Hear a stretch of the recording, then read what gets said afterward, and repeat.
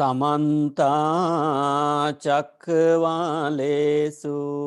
अत्रा गच्छन्तु देवता सद्धम्मं मुनिराजस्य सुनन्तु सग्गमोक्खदं ධම්මස්සවන කාලෝ අයං බදන්තා ධම්මස්සවන කාලෝ අයං බදන්තා ධම්මස්සවන කාලෝ අයං බදන්තා නමෝ තස්ස භගවතෝ අරහතෝ සම්මා සම්බුද්දස්ස නමෝ තස්ස භගවතෝ අරහතෝ සම්මා සම්බුද්දස්ස නමෝ තස්ස භගවතෝ අරහතෝ සම්මා සම්බුද්දස්ස අසාරේ සාරමතිනෝ සාරේචා සාරදස්සිනෝ තේසාරං නාදිගච්ඡන්ති මිච්ඡා සංකප්ප ගෝචරා සාරංච සාරතෝ ඤත්වා අසාරංච අසාරතෝ තේසාරං අධිගච්ඡන්ති සම්මා සංකප්ප ගෝචරාති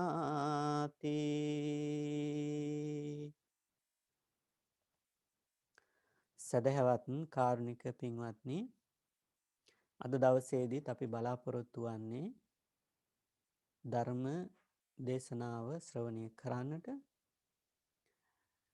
ඉතින් අද දවසේ අපි මාතෘකා ගාථාව සපය ගන්නට යෙදුනේ වෙනද වගේම ධම්මපදයේ කියන බෞද්ධයන්ගේ අත්පොතෙන්. මේ ගාථා දේශනාව සඳහන් වෙන්නේ ධම්මපදයේ යමක වග්ගයේ. අපි තාම යමක වග්ගයේ තමයි සාකච්ඡා කරන්නේ. යමක වග්ගයේ 11 වෙනි ගාථාවත් 12 වෙනි ගාථාවත් තමයි මාතෘකා කරන්නට යෙදුනේ. මේ ගාථා දෙකටම තියෙන එකම නිදාන කතාවක්. ඇත්තටම බෞද්ධයන් වශයෙන් අපි දැනගත යුතුම කරුණු කාරණා රාශියක් මේ ගාථාවත් එක්ක ඇතුළත් වෙලා තියෙනවා. මේ ගාථාවේ සරල තේරුම ගත්තහම අසාරේ සාරමතිනෝ. අසාරේ කියලා කියන්නේ අසාරදය. අර්ථය ඒ විදිහට ගන්න. අසාරදයට සිංහලෙන් කියනවා નિසරුදය කියලා. සාරමතිනෝ කියලා කියන්නේ નિසරු දේවල් අපි සරු දේවල් හැටියට ජීවිතේට ලං කර ගන්නවා. අසාරේ සාර මතිනෝ සාර දේවල් හැටියට අපි ලං කරගන්නවා. සාරේ චා සාර දස්සිනෝ සාරේච අසාර දස්සිනෝ කියලා තමයි වචනේ එන්නට ඕනේ. සමහරු මේ ගාථා වැරදිට උච්චාරණය කරනවා සාරේ වා සාර දස්සිනෝ කියලා. චා කියන එකට වා කියලා උච්චාරණය කරන වෙලාවල් තියෙනවා. එතන ච කියලා කියන්නේ නිපාතයක් එතන. සාරේ චා සාර දස්සිනෝ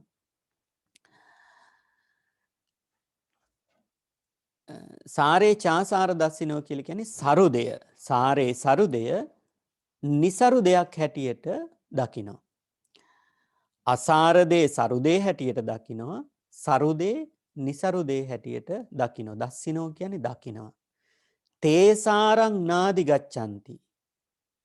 සරුදය අන්න එහෙම දකින්න කෙනා සරුදේ ලබන්නේ. ඒ කියන්නේ සරුදය තමන්ගේ ජීවිතයට ලං කරගන්නේ නැතිලු එහෙම බලන කෙනා. කොහොම බලන කෙනාද? අසාරදේ සාර හැටියටත් සාරදේ નિසරු දෙයක් හැටියටත් දකින්න කෙනා තමන්ගේ ජීවිතයට සරු දේවල් ලබා ගන්නෑ. මිච්ඡා සංකප්ප ගෝචර. මිත්‍යා සංකල්ප වලින් මුළු ජීවිතේම ගත කරනවා. මේ පළවෙනි ගාථාවේ තේරුම. දෙවෙනි ගාථාවේ තේරුම ඊට වඩා සම්පූර්ණ ප්‍රතිවිරුද්ධ අර්ථය එන්නේ. ඔන්න බලන්න. දැන් අර මුලින් ගාථා පටන් ගත්තේ අසාරේ සාරමතිනෝ කියලානේ. දැන් මේ දෙවෙනි ගාථා පටන් ගන්නේ සාරංච සාරතෝ ඤත්වා. සාරංච කියන්නේ සරුදය, සාරතෝ ඤත්වා සරු දෙයක් හැටියටම දකිනවා. හොඳ දේ හොඳ විදිහට දකිනවා. අසාරංච අසාරතෝ අසාරදය නිසරුදය නිසරු දෙයක් විදිහටම දකිනවා. තේසාරං අධිගච්ඡanti අන්න ඒ අය සරු දේවල්ම ජීවිතයේ ලං කරගන්නවා. සම්මා සංකප්ප ගෝචරා යහපත් ආකල්ප වලින් මුළු ජීවිතේම ගත කරනවා. බලන්න පළවෙනි ගාථාවේ තිබෙනේ පුද්ගලයෝ ඉන්නෝ මේ ලෝකේ අසාරේ සාරමතිනෝ නිසරු දේවල් වල සරු දෙයක් හැටියට දකිනවා. සරු දේ නිසරු දේ හැටියට දකිනවා. ඒ අය සරු දේවල් ජීවිතයට ලබා ගන්නේ නිසරු දේවල්ම තමයි ලබා ගන්නේ. ඒ අය ජීවත් වෙන්නේ මිත්‍යා සංකල්පවල. වැරදි කල්පනාවල් වල තමයි ජීවිතේ වැඩි කාලයක් ගත කරන්නේ. දෙවෙනි ගාථාවේ තියෙන්නේ සරු දේ හැටියට දකිනෝ දැකලා ලං කරගන්නෝ නිසරු දේවල් හැටියට දැකලා ජීවිතෙන් බැහැර කරනවා. අන්න ඒ අය සරු දේවල් විතරක් තෝරගෙන සම්මා සංකප්ප ගෝචරා මනා කල්පනාවන්ගෙන් යහපත් ආකල්ප වලින් ජීවිතේ ගත කරනවා කියලා තමයි මේ ගාථා පද දෙකේ ගාථා පන්තින් දෙකේ අදහස. ඉතින් ඇත්තටම මේ ගාථා දේශනාව දේශනා කරන්නට යෙදුනේ සරියුත් මුගලන් අගසව් දෙනම වහන්සේ අරබයා බුදුරජාණන් වහන්සේ විසින් දේශනා කරන්නට යෙදුනේ. සරියුත් මුගල දෙනම වහන්සේ ඉස්සෙල්ලා ඒ අපි සරියුත් දෙනම වහන්සේගේ සරියුත් මුගලන් දෙනම වහන්සේගේ කතා ප්‍රවෘත්ති ටිකක් දැනගන්න එක හොඳයි. අපේ බුද්ධ ශාසනයේ හිටපු අග්‍ර ශ්‍රාවකයෝ දෙන්න බුදුරජාණන් වහන්සේගෙන් පස්සේ දැන් බුද්ධ ප්‍රමුඛ මහා සංඝරත්නයට දානයකට වඩිනකොට උනත් බුදුරජාණන් වහන්සේට මැද ආසනේ දෙපැත්තේ ආසන දෙක වෙන් කරන්නේ. දකුණු පැත්තේ ආසනේ සරියුත් හාමුදුරුවන්ට වම්පස ආසනය වෙන් කරන්නේ මුගලන් මහරහතන් වහන්සේට. සරියුත් මහරහතන් වහන්සේටයි මුගලන් මහරහතන් වහන්සේටයි. ඊට පස්සේ තමයි මුගලන් මහරහතන් වහන්සේගේ ඉඳලා අන්න දිගට ආසන පනවන අනිත් හාමුදුරන් වහන්සේලාට ආනන්ද හාමුදුරුවන්ට අනිත් 80 මහා ශ්‍රාවකයන්න් වහන්සේලාට. ආනන්ද හාමුදුරුවන්ට සමීපයේ ඉන්න පුළුවන්කම තියෙන්නේ බුදුරජාණන් වහන්සේගේ අග්‍ර උපස්ථායක තනතුර ලැබපු නිසා. එතකොට දැන් අපි අඤ්ඤා කොණ්ඩඤ්ඤ මහරහතන් වහන්සේලාගෙන් තමයි ශාසනය ආරම්භ වුණේ. හැබැයි ශාසනය ආලෝකමත් වුණේ ශාසනය සෝභමාන වුණේ කාගෙන්ද? සරියුත් මුගල දෙනම වහන්සේගෙන්. එතකොට බුදුරජාණන් වහන්සේ හැරුණකොට අසංකේය කල්ප ලක්ෂයකුත් තව කල්ප අසංකේය කල්ප ලක්ෂයක් අසංකේය කල්පයකුයි තවත් කල්ප ලක්ෂයකුයි පාරමිතා පුරපු දෙනම වහන්සේ තමයි සරියුත් මුගලන් දෙනම වහන්සේ. එතකොට බුදුරජාණන් වහන්සේ සාරාසංකේය කල්පයක් පාරමිතාවන් පිරෙව්වා. ඒ වගේම අග්‍ර ශ්‍රාවකයන්න් වහන්සේලා සරියුත් මහරහතන් වහන්සේ මුගලන් මහරහතන් වහන්සේ එක අසංකේය කල්පයකුත් තව කල්ප ලක්ෂයක් පාරමිතාවන් පූර්ණණය කරන්නට යෙදුණා. එතකොට බුදුරජාණන් වහන්සේගෙන් පස්සේ වැඩිම කාලයක් සසර පාරමිතා පුරලා තියෙන්නේ සාරිපුත්ත මහරහතන් වහන්සේ මුගලන් මහරහතන් වහන්සේ. අපි පොඩ්ඩක් සරියුත් මුගලන් දෙනම වහන්සේගේ අතීත කතාව බලමු. අතීත කතාව කියලා කියන්නේ පැවිදි ජීවියට පත්වෙන්නට බුද්ධ ශ්‍රාවකයෙක් බවට පත්වන්නට කලින් රජගහ නුවර නාලක කියලා බමුණු ගමක් තිබුණා. මේ දෙන්නම බමුණු කුලයට අයිති වෙන බ්‍රාහ්මණ කුලයේ තරුණියෝ දෙන්නේ. නව යවුන් තරුණියෝ දෙන්නේ. රජගහ නුවර නාලක කියන බමුණු ගමේ වංගන්ත කියලා බමුණටත් සාරී බැමිණියටත් දාව තමයි උපතිස්ස නමින් උප්පත්තිය ලැබේ. උපතිස්ස කියලා කියන්නේ සරියුත් මහරහතන් වහන්සේගේ ගිහි කාලේ නම. මේ පවුලට හිටියා දරුවෝ 7 දෙනෙක්. පුතාලා 4 දෙනෙකුයි දූලා 3 දෙනෙකුයි. කාටද හිටියේ? සාරි බැමිණියටත් වංගන්ත බමුණට. බමුණු නායකයෙක් බමුණු කුලේ. එතකොට උපතිස්ස කියලා කියන්නේ වැඩිමහල් දරුවා. උපතිස්ස දෙවෙනි එක්කෙනා උපසේන, තුන්වෙනි එක්කෙනා චුන්ද, හතරවෙනි එක්කෙනා රේවත. පුතාලා 4 දෙනයි. දූලත් හිටියා 3 දෙනෙක්. චාලා, උපචාලා, සිසූපචාලා කියලා. එතකොට දරුවෝ ඔක්කොම 7 දෙනෙක් ඉන්නවා. මේ දරුවෝ 7 දෙනාගෙන් උපතිස්ස කුමාරයා දැන් මේ දරුවෝ 7 දෙනාටම ගුරුවරු ගෙදරට ගෙනල්ලා උගන්වපු ඉගැන්නුවේ. ඒක නිසා කුඩා කාලෙදිම ඒ වයසට අදාළ වෙනවටත් වඩා හුඟක් දැනුම මේ හැමදෙනාම මේ 7 දෙනාම රැස් කරගෙන තිබුණා. මුදල් ඕන තරම් තිබුණා. ඒක නිසා මේ අයට අධ්‍යාපනය ලබන්න ගුරුවරු ගෙදරට ගෙනල්ලා තමයි ඉගැන්නුවේ. උපතිස්ස තරුණයාගේ යාළුවෙක් හිටියා කෝලිත කියන බමුණු ගමේ මොග්ගලී බැමිණියගේ පුතා. එයාට කියනවා කෝලිත කියලා. මේ කෝලිතයි උපතිස්සයි යහළුව. සම වයසේ යාළුව. මේ සම වයසේ යාළුව නිසා මේ අය කරන හැම දෙයක්ම ඒ දෙදෙනා එකතු වෙලා තමයි කරන්නේ. එතකොට රජගහ නුවර වාර්ෂිකව පවත්වන උත්සවයක්. ඉන්දියාවේ උත්සවවලට කියනවා මේලා කියලා. කුම්භ මේලා කියනවා නේද? දැනටත් තියෙන ආගමික උත්සව තියෙනවා. ඒවට කියනවා මේලා කියලා. ඒ වගේ මේලාවක් තිබුණා. මේ මේලාවේ මේ උත්සවයේ නම තමයි ගිරග්ග සමජ්ජ. මේ ගිරග්ග සමජ්ජ උත්සවේ නරඹන්න ගියා කවුද? උපතිස්ස තරුණයත් කෝලිත තරුණයත්. මේ දෙන්න ගිහිල්ලා රජගහ නුවර මේ වාර්ෂිකව තියෙන උත්සවයට ගිහිල්ලා මේ උත්සවයේ තියෙන්නේ ඇත්තටම නැටුම්, ගැයුම්, වැයුම්, කනබොන දේවල්, විනෝද වෙන්නට අවශ්‍ය කරන සියලුම දේවල් මේ උත්සව භූමිය තුල තියෙනවා. හැබැයි දෙන්නට දෙන්න මූණ බලන හැම වෙලාවකම උපතිස්ස තරුණයා බලනෝ කෝලිත තරුණයාගේ මූණ දිහා එයා එච්චර විනෝද වෙන ස්වභාවයක් දකින්න නැහැ. උපතිස්සගේ මූණ දිහා බලනෝ කෝලිත තරුණයා තමන්ගේ යාළුවත් වැඩිය කැමැත්තෙන් ඉන්න පාටක් පේන්නේ. ඊට පස්සේ උත්සවයේ භාගයක් දුර යනකොට උපතිස්ස තරුණයා ඇහුවා කෝලිතගෙන් ඔබ මොනවද හිතන්නේ මේ උත්සවය ගැන? හොඳට යනව නේද? එහෙම කියලා ඇහුවා. මගේ නම් එහෙම වැඩි යල්මක් නෑ. මේ මොනවා කරගෙන හිටියත් අවසානයේදී මේ සියල්ල වෙනස් වෙනවනේ. එහෙම කියලා ඒ වගේ උත්තරයක් දුන්නා. උපතිස්ස කුමාරයා උපතිස්ස තරුණයාටත් ඒ වගේම අදහසක් ඇති වුණා. ඊට පස්සේ උත්සවයේ භාගයක් තියෙද්දී ගෙදර ආවා. ගෙදර ඇවිල්ලා ඊළඟ දවසෙත් තියෙන මේක සතිය පුරාම පවතින උත්සවයක්. ඊළඟ දවසේ උත්සවයට ගියේ නෑ. ඒ ගිරග්ග සමජ්ජ කියන ඒ ප්‍රසංගයට ගියේ නෑ. සංගීත ප්‍රසංගයක් කියමු. ඒකට ගියේ නෑ. ගියේ නැතුව මේ දෙන්න ගෙදරට වෙලා තනියම කල්පනා කරලා කොහොම හරි මේ දෙන්න හමු වෙලා කතා කරන අවස්ථාවකදී තීරණය කරා මේ සියල්ලෙන්ම අත මිදෙන්නට යම් ක්‍රමයක් තියෙනවා. මේ වෙනස් වෙන ස්වභාවයෙන්. ඒක නිසා ආගමට දහමට ලැබ්දි දෙන්නෙක් තීරණය කරා මේ ළඟම තියෙන ආගමික ආයතනය තමයි සංජය බෙල්ලට්ටිපුත්ත කියන ආචාර්යවරයාගේ ආගමික ආයතනය.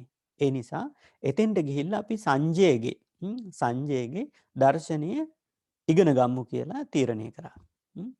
දැන් අපි දන්නවා දීඝනිකායේ බ්‍රහ්මජාල වගේ සූත්‍ර පරිශීලනය කරනකොට බ්‍රහ්මජාල සූත්‍රයේ තියෙනවා 62ක් මිත්‍යා දෘෂ්ටීන් ගැන. ඉන්දියාවේ පැවතිච්ච. ඒ අතර තිබිච්ච ශාස්ත්‍රූවරු 7 දෙනෙක් තමයි ෂට් ශාස්ත්‍රූවරු කියලා කියන්නේ. දැන් බ්‍රහ්මජාල සූත්‍රයේ විස්තර වශයෙන් තියෙන සත් ශාස්ත්‍රූවරුන්ගේ දර්ශනය පිළිබඳව. එතකොට ඒ අතර හිටපු කෙනෙක් තමයි මේ සංජය බෙල්ලට්ටිපුත්ත කියලා කියන්නේ. ශිෂ්‍යයෝ 250ක් විතර තමන්ගේ ගෝලයෝ හිටියා. ඒ සත්‍යාතුවරු අතර හිටියා පූර්ණ කස්සප කියලා. පූර්ණ කස්සප, මක්කලී ගෝසාල, අජිත කේසකම්බල, පකුද කච්චායන, සංජය බෙල්ලට්ටිපුත්ත, නිගණ්ඨ නාථපුත්ත. නිගණ්ඨ නාථපුත්ත කියලාත් කියනවා, ජෛන මහාවීර කියලාත් කියනවා. එතකොට මේ ශාස්ත්‍රූවරු අතර හිටව 5 වෙනි ශාස්ත්‍රූවරයා සංජය බෙල්ලට්ටිපුත්ත. සංජය කියන නමිනුත් හඳුන්වනවා, සංජය බෙල්ලට්ටිපුත්ත කියලාත් හඳුන්වනවා. මෙයාගේ තිබුණේ අමුතු දර්ශනයක්. මෙයාට කියනවා අමරා වික්කේපවාදියෙක් කියලා. අමරා වික්කේපවාදියෙක් කියලා කියන්නේ එයා දන්නවා තමන්ගේ මතය මතය දරමින් ඒ කියන්නේ දැනුම නැති නිසාම යම් දෙයක් ගැන ඇහුවට පස්සේ එකෙන් පැනලා යන්න දන්නවා. ඒකට උදාහරණයක් වශයෙන් කියනවා ආන්දෙක් වගේ ලිස්සලා යන්න දන්නවා ඕනම දෙයකින්. ඒකට කියනවා මන්දා මෝමූහතා කියලා. නොදැනුවත්කම නිසා වචනේ මග හැරලා යනවා. අමරා වික්කේපවාදියාගේ තියෙන ස්වභාවයක් තමයි මන්දා මෝමූහතා. මන්දා කියලා කියන්නේ නොදරුවක් කියන අර්ථය. දැන් ඔය අපේ ජීවිතේ වුණත් කොටස් 10කට බෙදනෝනේ. මන්දා, කිද්දා, වන්නා, බලා, පඤ්ඤා ඒ විදිහට. ඒ කියන්නේ මන්ද දශකයේ තියෙනවා. නොදරුවෙක් වශයෙන් ගත කරන අවුරුදු 10. කිඩ්ඩා කියලා කියන්නේ ක්‍රීඩා කරන අවුරුදු 10. ඊට පස්සේ වන්නා කියලා කියන්නේ ශරීරය ගැන හිතන වර්ණ ඒ කියන්නේ එතකොට අවුරුදු 20 ඉඳලා 30 දක්වා මේකප් කරන කාලය. පිරිමි අය නම් ශරීරය හදන්නට ශරීරය බිල්ඩ් අප් කරන්නට වැය කරන කාලය. එතකොට බලා කියලා කියන්නේ ශරීර ශක්තිය වැඩිම කාලය. කියන්නේ 30 ඉඳන් 40ට. ඊට පස්සේ 40 ඉඳලා 50ට. මේවා මම කෙටියෙන් කියන්නේ 40 ඉඳන් 50ට කියනවා පඤ්ඤා දශකය කියලා. ප්‍රඥාව වර්ධනය වෙන කාලය. ඒ කියන්නේ 40 වෙනකම් මෝඩ වැඩ කරා කියන එක නෙවෙයි. ඒ කියන්නේ සාමාන්‍යයෙන් හොඳ පරිණත භාවයක් එන්නේ අවුරුදු 40න් පස්සේ අත්දැකීම් ලැබල ජීවිතේ. ඊට පස්සෙත් තියෙන ඉතින් අපේ හුඟක් අය දැන් මේ දශකවලට ඉක්මවලා තියෙන්නේ. මේ දශක ගත්තාම හායන දශකේ. හායන දශකේ කියලා කියන්නේ අර 50න් පස්සේ පිරිහෙන දශකය. වංක කියලා කියන්නේ කොච්චර ඍජුවේ ඉන්න හිටියත් කොන්ද කුදු වෙන ගතියක් එනවා. ඒ කියන්නේ 60 ඉඳන් 70 දක්වා. වංක දශකය. ඊට පස්සේ මෝමූහ දශකය කියලා කියන්නේ කම්ප්ලේන් කරන කාලය. ඒ කියන්නේ 70 ඉඳන් 80 දක්වා වගේ ඒ දශකයේදී පොඩි දෙයටත් සද්ද දානවා. ඒ කියන්නේ කෑ ගහනවා නේ. චුට්ටක් පොඩි දෙයටත් ඒ විදිහට මෝමූහ කියලා කියන්නේ කම්ප්ලේන් කරනවා. නිතරම දෝෂයක් වෙනවා මේ විදිහට කෙරෙන්න ඕනේ කියලා. ඒ විතරක් නෙවෙයි තව මේකේ හුඟක් දේවල් තියෙනවා. මෝමූහ දශකය. සයන දශකය කියලා කියන්නේ ඊට පස්සේ ඉතින් හුඟක් වෙලාවට සයන දශකයේ තමයි ඉන්නේ. ඒක තමයි මිනිස්සුගේ ජීවිත තියෙන වර්ග කිරීම. ඔක විසුද්ධි මාර්ගයේ හරිය ලස්සනට වර්ග කරලා තියෙනවා. විසුද්ධි මාර්ගයේ කියන බණ පොතේදී. බුදුගෝස හාමුදුරුවෝ ලියපු විසුද්ධි මාර්ගයේ. සයන දශකය කියලා කියන්නේ අවසාන කාලේ මරණය දක්වාම සයන දශකයේ ගත කරනවා. එතකොට මේකේ පළවෙනි දශකයේ තමයි මන්දා කියන්නේ. මන්දා කියලා කියන්නේ නොදරුවා. කරණයක් පිළිබඳව නොදන්න නිසාම මන්දා මෝමූහතා. වචනයෙන් නොදැනීම නිසාම වචනයෙන් පැන යනවා. ඒ පැන යන්නට ක්‍රම පහක් මෙයා උපයෝගී කරගන්නවා. කවුද? සංජය බෙල්ලට්ටි පුත්ත. ඒ කාලේ හිටපු ශාස්ත්‍රූවරයෙක්. ප්‍රසිද්ධ ශාස්ත්‍රූවරයෙක්. මේ 6 දෙනා අතර එක්කෙනෙක්. ප්‍රධානම 6 දෙනෙක් හිටියා. 6 දෙනා අතර එක්කෙනෙක්. එයා ඒ අනුගමනය කරන ක්‍රම පහෙන් ඕනම ප්‍රශ්නයකින් ලිස්සා යන්න පුළුවන් එයාට. ඒවම්පි මේනෝ යම් දෙයක් ගැන ඇහුවාම එයා කියනවා ඒවන් තිපි මේනෝ මෙසේයයි මගේ අදහසක් නෑ. මම එහෙමයි කියලා කියන්නෙත් නෑ. මෙහෙම කියලා කියන්නෙත් නෑ. ඊට පස්සේ එහෙම නෙවෙයි. එහෙනම් මෙහෙමද කියලා අහනෝනේ. තථා තිපි මේනෝ එසේයයි මගේ මෙසේයයි අදහසක් මගේ නෑ. එසේයයි මගේ අදහසකුත් නෑ. ඔන්න ප්‍රශ්න දෙකකින් පැන ගියා. ඊට පස්සේ අඤ්ඤතාපි මේනෝ එහෙනම් වෙන විදිහකටද කියන්නේ? ඊට පස්සේ කියන්නේ අඤ්ඤතාපි මේනෝ අන් අයුරක් යයි මගේ අදහසක් නෑ. ඒ කියන්නේ ඒ දෙක ඇර වෙන එකක් කියලා මගේ අදහසකුත් නෑ. වෙන මතයකත් නෙවෙයි මං ඉන්නේ. නොතිපි මේනෝ එහෙනම් නැද්ද මුකුත්? ඔබතුමාට මුකුත්ම අදහසක් නැද්ද? ඊට පස්සේ එහෙම ඇහුවාම කියන්නේ නොතිපි මේනෝ නැතයි කියලා මගේ අදහසකුත් නෑ. මට අදහසක් නෑ කියලා දෙයක්වත් නෑ. ඒ කියන්නේ මට අදහසක් තියෙනවා මේ සම්බන්ධයෙන්. නොතිපි මේනෝ හැබැයි නැත්තේත් නැතයි කියලා මට අදහසක් නෑ කියලා කියනවා.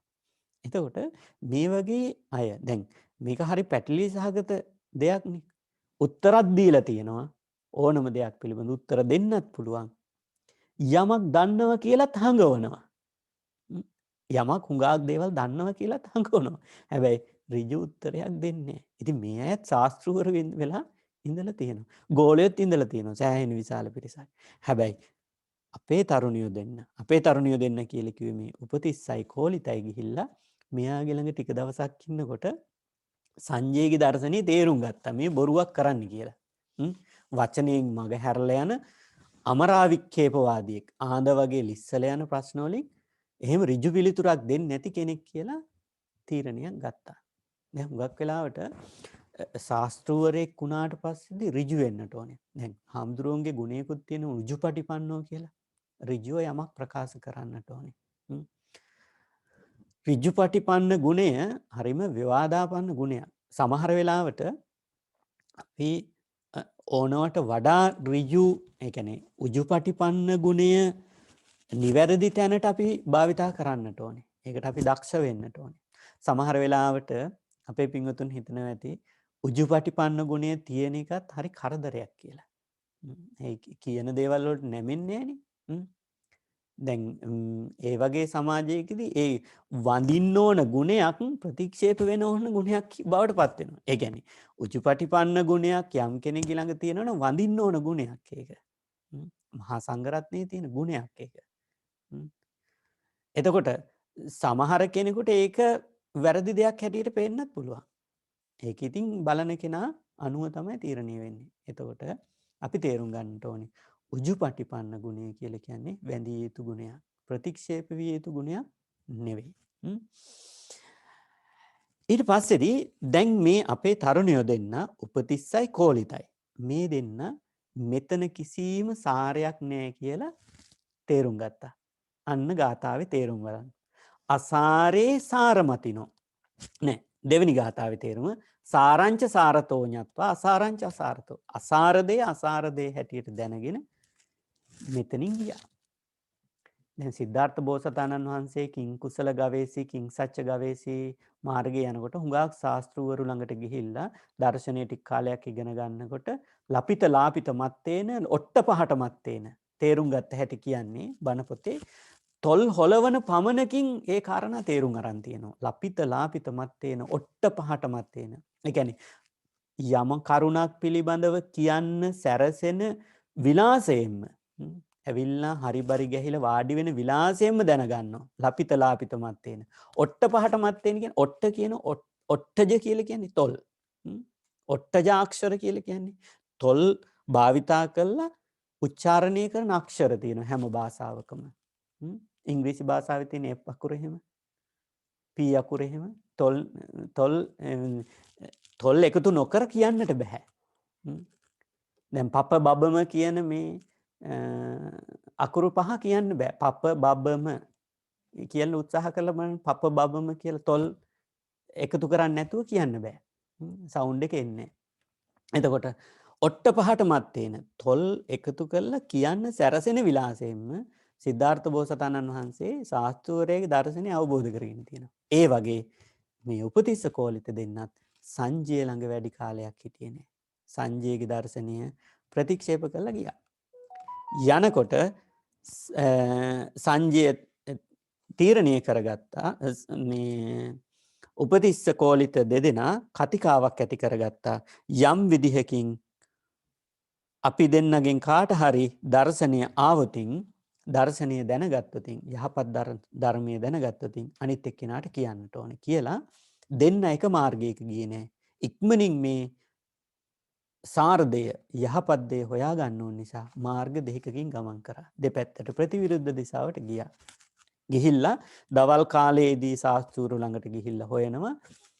රාත්‍රී කාලයේදී ගෙදරට ඇවිල්ලා ඉන්නවා. අර සැනකෙලි වලට එදා ඉඳලා ගියේ නෑ.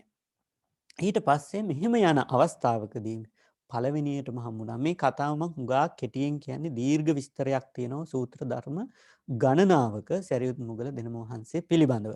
එතකොට උපතිස්ස තරුණයාට හම්බුණා අස්සජී හාමුදුරුවෝ.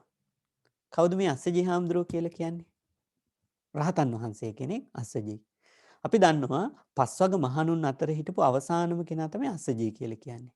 කොණ්ඩඤ්ඤ කොණ්ඩඤ්ඤ මහරහතන් වහන්සේ, වප්ප, බද්දිය, මහානාමස්සජී කියන මේ මහරහතන් වහන්සේලාගේ අවසාන මහරහතන් වහන්සේ අස්සජී මහරහතන් වහන්සේ. ඒ කියන්නේ මේ අර පස්වග භික්ෂූන් පස්වග මහණුන් වශයෙන් කිංකුසල ගවේෂී මාර්ගයට බුදුරජාණන් වහන්සේට උපකාර කරලා පස්සේදී ධම්මචක්කපවත්තන සූත්‍ර දේශනාව අහලා සෝවාන් සකෘදාගාමි අනාගාමි අරිහත් කියන මාර්ගඵල පිළිවෙලින් ලබාගත්තු මේ රහතන් වහන්සේලා. ඒ අතර හිටපු අස්සජී හාමුදුරුවෝ හමු වුණා.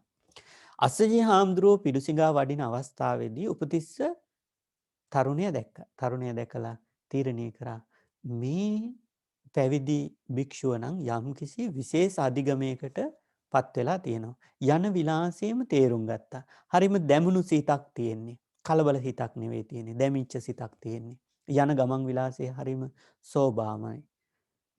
පිණ්ඩපාතේ වැඩලා ඉවර වෙලා ආහාර අරගෙන ඉවරුණාට පස්සේ මං ගිහිල්ලා කතා බහ කරනවා. පිණ්ඩපාතේ යන වෙලාවේ කතා කරන්න හොඳ නැහැ කියලා එයා තීරණය කරලා පැත්තකට වෙලා ඉඳලා අස්සජී හාමුදුරන්ගේ පසුපස ගමන් කරලා පිඬුසිඟා වැඩලා පිඬුසිඟා වැළඳුවට පස්සේදී ගිහිලා කතා බහ කරා. කතා බහ කරලා ඔබ වහන්සේගේ ඉඳුරන් හරීම දැමිලා දමණය වෙච්ච ඉඳුරන් තියෙන්නේ. ඔබ වහන්සේ කුමන ශාස්ත්‍රූවරයාගේ ගෝලයෙක්ද කියලා ඇහුවා. ඇහුවට පස්සේදී අස්සජී හාමුදුරුවෝ කිව්වා අස්සජී හාමුදුරුවෝ මේ උපතිස්ස තරුණයාට කියනවා මම බවත් ගෞතමයාණන් වහන්සේගේ ගෝලයෙක්. ඊට පස්සේ උපතිස්ස තරුණයා විමසනවා එහෙනම් ඒ ගෞතමයාණන් වහන්සේගේ දර්ශනය මට කියලා දෙන්න. ඒ කියලා දෙන්න කියපු අවස්ථාවේදී අස්සජී හාමුදුරුවෝ කියන මම පැවිදි වෙලා වැඩි කාලයක් නැහැ. මම එච්චර උන්වහන්සේගේ දර්ශනය දන්නේ නැහැ. මම කෙටියෙන් කියන්නම්. ගාථා පද 4ක් කිව්වා. ඒ ගාථා පද 4 තමයි යේ ධම්මා හේතුප්පබවා තේසං හේතුං තථාගතෝ ආහ තේ සංචයෝ නිරෝධෝ ඒවං වාදි මහා සමනෝ. මේ ගාථා පද 4න් ගාථා පද 2ක් කියනකොට උපතිස්ස තරුණයා සෝවහන් වුණා. බලන්න සංසාරේ පුරපු පාරමිතාවන් වල ආනුභාවය. විශාල කාලයක් දීර්ඝ කාලයක් ධර්මය අධ්‍යයනය කරා යහපත හෙව්වා. බ්‍රහ්මචාරී ජීවිත ගත කරා. මේවයි තියෙන අනුභවය. උපතිස්ස තරුණයාට තේරුණා යේ ධම්මා හේතුප්පබවා තේසං හේතු තථාගතෝ ආහ කියන ඒ පද දෙක ඇහෙනවත් එක්කම උපතිස්ස තරුණයා සෝවාන් තත්වයට පත් වුණා. මේක තමයි නියම දර්ශනය කියලා ඒ බවත් ගෞතමයාණන් වහන්සේ බුදුරජාණන් වහන්සේ පිළිබඳව පැහැදීම ඇති කරගත්තා. ඒ වගේම මහා සංඝරත්නය පිළිබඳව සහ මේ දර්ශනය පිළිබඳව නිකලල් පැහැදීමක් ඇති කරගත්ත සෝවාන් තත්වයට පත් වුණා. ඊට පස්සේදී ඒ ගාථාවේ තේරුම තමයි යේ ධම්මා හේතුප්පබවා. යම් කිසි ධර්මයක් තියනවද හේතුන් මුල් කොටගෙන පවතින. යම් ධර්මයක් තියනවද හේතුන් මුල් කොටගෙන පවතින තේසං හේතු තථාගතෝ ආහ. අන්නේ ධර්මයේ හේතුව තථාගතෝ ආහ. බුදුරජාණන් වහන්සේ දේශනා කරනවා. දැන් ප්‍රශ්නේ ඇහුවේ බුදුරජාණන් වහන්සේ මොන වගේ දර්ශනයක්ද දේශනා කරන්න කියලා. කෙටියෙන් කිව්වේ යේ ධම්මා හේතුප්පබවා යම් ධර්මයක් හේතුවක් මුල් කොටගෙන පවතිනවද ඒ හේතුව තථාගතයන්න් වහන්සේ දේශනා කරනවා. තේ සංචයෝ නිරෝධෝ ඒවං වාදි මහා සමනෝ. තේ සංචයෝ නිරෝධෝ ඒ විතරක් නෙවෙයි හේතුව විතරක් නෙවෙයි. එහි නැවතීමත් නිරෝධෝ කියලා කියන්නේ නැවැත්ම. ඒ හේතුන් නිසා හටගත්තු ධර්මයන්ගේ නැවැත්මත් නිරෝධයත් බුදුරජාණන් වහන්සේ දේශනා කරන ඒවං වාදි මහා සමනෝ මහා ශ්‍රමණයාණන් වහන්සේගේ ගෞතමයාණන් වහන්සේගේ වාදය තමයි ඒක. මොකද්ද වාදය? යේ ධම්මා හේතුප්පබවා තේ සංචයෝ නිරෝධෝ. පළවෙනි පදෙයි තුන්වෙනි පදේ මම ගත්තේ යේ ධම්මා හේතුප්පබවා යම් ධර්මයක හේතුව හේතුවක් පවතිනවද? තේ සංචයෝ නිරෝධෝ. ඒ හේතුවත් බුදුහාමුදුරුවෝ දේශනා කරනවා. ඒ ධර්මයන්ගේ නිරෝධයත් බුදුරජාණන් වහන්සේ දේශනා කරනවා. ඒ නිසා අන්න එවැනි ශාස්ත්‍රවරයෙක්ගේ සරණ තමයි මම ගිහිල්ලා ඉන්නේ. උන්වහන්සේගේ ඉගැන්වීම තමයි මම අනුගමනය කරන්න කියලා අස්සජි හාමුදුරුවෝ උපතිස්ස තරුණයට කිව්වා. උපතිස්ස තරුණයා සෝවාන් තත්වයට පත් වුණා. මේ ගාථා පද දෙක අහනකොට උපතිස්ස තරුණයා ගියා කෝලිතව හමු වෙන්න. කතිකා කරගත්තනේ. යම් කෙනෙක් පළවෙනියටම දර්ශනය අධ්‍යයනය කරනවද එයා ගිහිල්ලා අනිත් කෙනාට කියන්නට ඕනේ. දැන් අද වගේ දුරකථන ඇමතුමක් දීලා කියන්න බෑනේ. හොඳ බණක් ඇහුවා ඒක ඔයත් අහන්න කියලා ලින්ක් එකක් ෂෙයා කරන්නත් බෑ.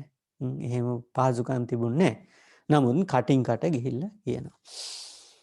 කෝලිත තරුණයා ගිහිල්ලා උපතිස්ස තරුණයා ගිහිල්ලා කෝලිතව හමු වුණා. තමන්ගේ යාළුවා.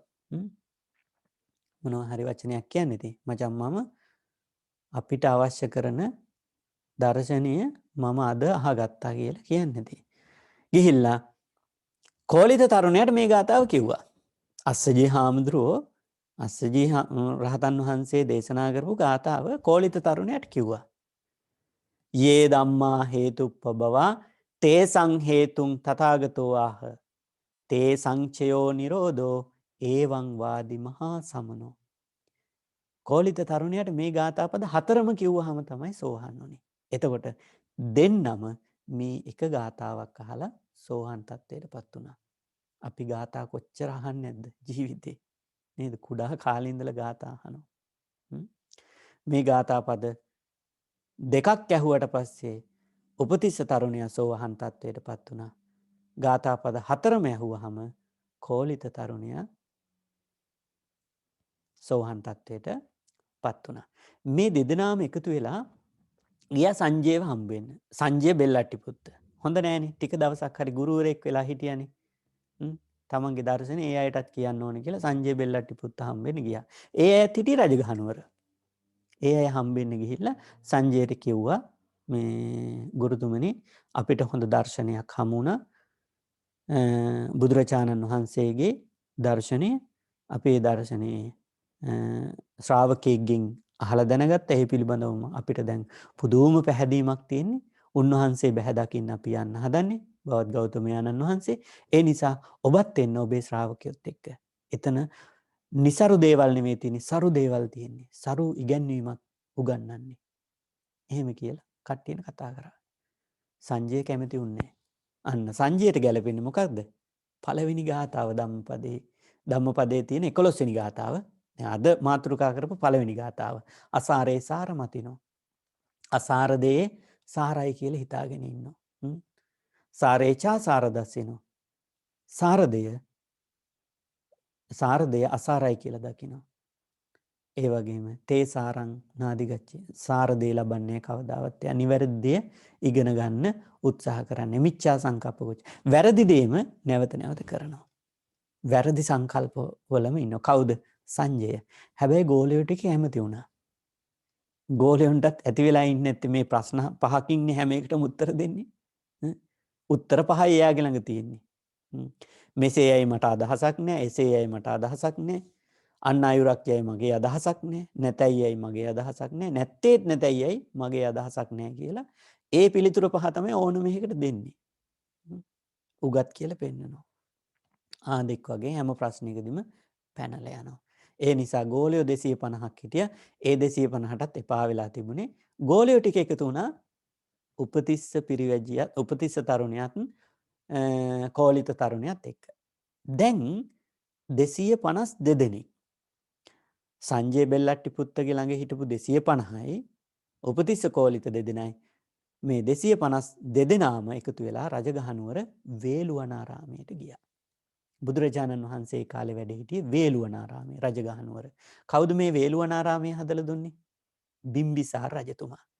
බිම්බිසාර රජතුමා තමයි සිද්ධාර්ථ බෝසතාණන් වහන්සේ බුදු වෙන්නට කිංකුසල ගවේෂී මාර්ගයේ යද්දී බිම්බිසාර රජුරෝ දැකලා රජවාසලට ආරාධනා කළා රාජ්‍යය දෙකට බෙදාගෙන පාලනය කරමු කිව්වා. ඒ කියන්නේ රජගහනුවර බාර දෙන්න හැදුවා කාටද? සිද්ධාර්ථ බෝසතාණන් වහන්සේට. හැබැයි ආරාධනාව පිළිගත්තේ නැහැ. පිළිගත්තේ නැති වුනහම බිම්බිසාර රජුරෝ පළවෙනියටම ආරාධනා කරා ඔබ වහන්සේගේ ওই සත්‍ය ගවේෂී මාර්ගය පසක් කරගත්තට පස්සේ සත්‍ය අවබෝධ කරගත්තට පස්සේ මගේ රාජ්‍යයට පළවෙනියටම වඩින්න කියලා. පළවෙනියටම වඩින්න කිව්වහම වැඩම කරන්නට යෙදුණා. ඉතින් ඒ බිම්බිසාර රජුරෝ බුදුරජාණන් වහන්සේ ප්‍රමුඛ මහා සංඝරත්නයට විහාරස්ථානයක් කරවල පූජා කරන්නට යෙදුණා. ඒ විහාරස්ථානයට කියනවා වේළුවනාරාමය කියලා. වේලු කියලා කියන්නේ උණ ගස්වලට. වේළුවනාරාමයේ වටේම තියෙනවා කියලා කියන්නේ උණ. දැන් සමහර වෙලාවට හිතෙන්නට පුළුවන් උණ ගස් වලින් වටේම තියෙනවා නම් එච්චර ලස්සන ආරාමයක් නොවේ කියලා හිතෙන්නත් පුළුවන්. හැබැයි මේ වේළුවනාරාමේ වටේට තමයි උණ ගස් තියෙන්නේ. වේළුවනාරාමයේ ඇතුළට ගියහම උයන් තියෙනවා, පොකුණු තියෙනවා, ජල තටාක තියෙනවා. ඒ විදිහට හරි ලස්සන රජ කෙනෙක් හදපු නිර්මාණයක්නේ. රජ කෙනෙකුට ඕන තරම් සල්ලි මුදල් වියදම් කරලා හදන්න පුළුවන්. එතකොට ලස්සන විහාර පරිසරයක් තමයි රජගහනුවර වේළුවනාරාමය කියලා කියන්නේ. ඉතින් වේළුවනාරාමයට මේ 252 දෙනාම පැමිණුණා. පැමිණුණාට පස්සේ ඒ විහාර පරිසරය දැක්කහම හිත නිවිල ගියා මේ අයට හැමෝටම. ඒ කුටි සෙනසුන් දැක්කට පස්සේ භික්ෂුන් වහන්සේලා නිහඬතාවය, භික්ෂුන් වහන්සේලාගේ නිහඬතාවය කිසිම කලබලයක් නැහැ. උන්වහන්සේලා භාවනානුයෝගීව ඉන්නවා, සක්මන් කරන පිරිසක්, විශාල භික්ෂු පිරිසක්. මේ වෙනකොට ශාසනයේ 1000 ගාණක් භික්ෂුන් වහන්සේලා. මොකද පූර්ණ කාශ්‍යප, නදී කාශ්‍යප, ගයා කාශ්‍යප කියන මේ කාශ්‍යප කියන ආචාර්යවරු යටතේ හිටපු භික්ෂුන් වහන්සේලා ශිෂ්‍යෝ 1000ක් දෙනා බුද්ධ ශ්‍රාවකයෝ බවට පත් වෙලා හිටියේ මේ වෙනකොට. දැන් පස්සේදී තමයි උපතිස්ස කෝලිත දෙදෙනා බුද්ධ ශ්‍රාවකයෝ බවට පත් වුණේ. එතකොට විශාල භික්ෂුන් වහන්සේලා පිරිසක් හිටියා. ඒ පරිසරය දැක්කහම මේ දෙදෙනාට පැවිදි වෙන්නට ආසාවක් ඇති වුණා. මුලින්ම හිතුවේ ගිහිලා දර්ශනය තව ටිකක් අධ්‍යයනය කරනවා කියලා. හැබැයි පැවිදි භූමියට පත්වන්නට කැමැත්තක් ඇති වුණා. කැමැත්තක් ඇති වෙලා මේ 252 දෙනාම බුද්ධ ශ්‍රාවකයෝ බවට පත් වුණා. මෙහෙම පැවිදි ජීවිතයට පත් වෙලා පැවිදි භික්ෂුන් වහන්සේලා බවට පත් වෙලා සති 2ක් විතර ගත කරා. සති 2ක් විතර ගත කරාට පස්සේදී සති 2කට පස්සේ රජගහනුවර සූකර කත ලෙනේදී සූකර කත ලෙනට බුදුරජාණන් වහන්සේ වැඩම කරා. දීගනක කියලා පිරිවැජියෙක් හිටියා, පරිබ්‍රාජකෙක්. එයාට දේශනා කරා බුදුරජාණන් වහන්සේ සූත්‍රයක්, වේදනා පරිග්ගහ සූත්‍රය. වේදනා පරිග්ගහ සූත්‍රය දේශනා කරන අතරතුරේ ඒ දේශනාව අහගෙන ඉන්නෝ මහා සංඝරත්නය වික්ෂුන් වහන්සේලා. ඒ දේශනාව අහගෙන හිටපු සරියුත් මුගල දෙනම වහන්සේ ඒ දේශනාව අහලා රහත් භාවයට පත් වුණා. උන්වහන්සේලා සෝවාන් භාවයට පත් වුණේ යේ ධම්මා හේතුප්පබවා තේසං හේතුන් තථාගතෝ ආහ තේ සංචයෝ නිරෝධෝ ඒවං වාදි මහා සමනෝ කියන අස්සජී හාමුදුරන් වහන්සේ විසින් දේශනා කරන්නට යෙදුණු ගාථා දේශනාව අහලා උපතිස්ස තරුණිය සෝවාන් භාවයට පත් වුණා. උපතිස්ස තරුණිය ඒ ගාථාව මතකේ රඳවාගෙන ගිහලා කෝලිත තරුණියට කිව්වහම කෝලිත තරුණියත් සෝවාන් තත්වයට පත් වුණා. ඒ වගේම දෙදෙනා වහන්සේම රහත් භාවයට පත් වුණා. වේදනා පරිග්‍රහ සූත්‍රය අහලා දීගණක පිරිවැජියට දේශනා කරපු. ඊට පස්සේදී ටික දවසකින්ම මේ මහරහතන් වහන්සේලා අතර ප්‍රධාන තනතුරු පත් කරන්නට යෙදුණු බුදුරජාණන් වහන්සේ. ඔය ඒතදග්ග කියලා පාළි ඒතදග්ග කියලා පොතක් තියෙනවා. ඒකේ තියෙන්නේ ප්‍රධාන තනතුරු දීපු 80 මහා ශ්‍රාවකයන්ට ප්‍රධාන තනතුරු ප්‍රදානය කරා. ඒ අතර සරියුත් මුගලන් මහරහතන් වහන්සේට ඒතදග්ගම් භික්කවේ මම ශාවකානම් භික්ඛූනම් මහා පඤ්ඤවන්තානං යදිදං සාරිපුත්තෝ කියලා මේක තනතුරක්. ශාසනය ලබන්නට පුළුවන් ලොකු තනතුරක්. අපි යම් යම් තනතුරු වලට ටික කාලයක් කැප වෙනවා. හැබැයි මේ තනතුරට ගන්න සාරිපුත්ත මහරහතන් වහන්සේ කොච්චර කාලයක් කැප කිරීම කරාද? කොච්චර පාරමිතා පිරුවද? අසංකේය කල්පයකුත් තව කල්ප ලක්ෂයක් පාරමිතා පුරලා ලැබපු තනතුරක්. මොකද්ද තනතුර? මහා පඤ්ඤවන්තානං යදිදං සාරිපුත්තෝ. මේ මගේ මම ශ්‍රාවකානම් භික්ඛුනම් මම ශ්‍රාවක භික්ෂූන් අතර ඉන්න මහා ප්‍රඥාවන්තයා තමයි කවුද? සරියුත් මහරහතන් වහන්සේ. ඒ වගේම මොග්ගල්ලාන මහරහතන් වහන්සේට දුන්න ඒත දග්ගම් භික්කවේ මම ශ්‍රාවකානම් භික්ඛූනම් ඉද්ධිමන්තානං යදිදං මහා මොග්ගල්ලානෝ. මොකද්ද තනතුරේ නම? ඉද්ධිමන්තාන මම ශ්‍රාවකානම් භික්ඛූනම් ඉද්ධිමන්තානං යදිදං මහා මොග්ගල්ලානෝ. 이르දිමතුන් අතර ප්‍රධානත්වය මහා මුගලන් මහරහතන් වහන්සේට ලබා දුන්න. ප්‍රඥාවන්තයන්ගෙන් අග තනතුර සැරියුත් මහරහතන් වහන්සේ සාරිපුත්ත මහරහතන් වහන්සේට ලබා දුන්නා.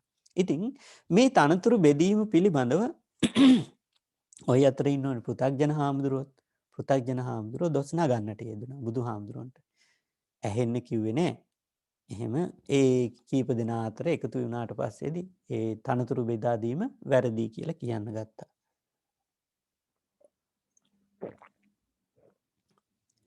ඒකට හේතුව තමයි සැරියුත් මුගල දෙනම වහන්සේ මේ පස්සේ තමයි අනිත් ශ්‍රාවකයන්ට පස්සේ ඒ කියන්නේ මං කිව්වේ ශ්‍රාවක දහසක් පමණ පිරිසක් හිටිය කියලා. දහසකට වැඩි පිරිසක් හිටියා.